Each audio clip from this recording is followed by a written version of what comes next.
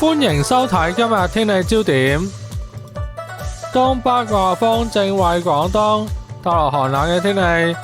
此外，一道廣闊雲帶正覆蓋華南沿岸，寒冷天氣警告現正生效，應該要注意保暖。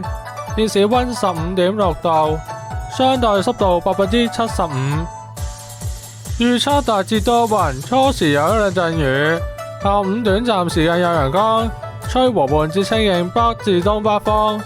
展望未來兩三日，早上仍然清涼。本周中後期氣溫逐步回升，部分時間有陽光。受東北季候風影響，今明兩日廣東地區天氣寒冷，天色漸轉晴朗。隨住季候風被一股偏地流取代，本周中後期廣東沿岸氣溫回升，天氣漸轉潮濕。另一股東北季候風會喺周末期間影響華南。預測今日空氣質素健康風險一般同路邊監測站都係低至中嘅水平。預測今日最高紫外線指數係3，強度屬於中等。預測今日顯著降雨概率為低。跟住落嚟睇埋各大城市嘅天氣預測。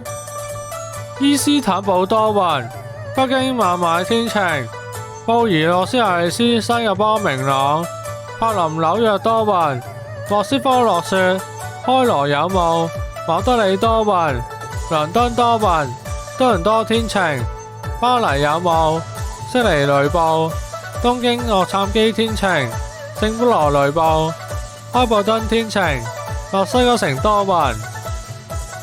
今次嘅天氣講到呢度，多謝收睇，拜拜。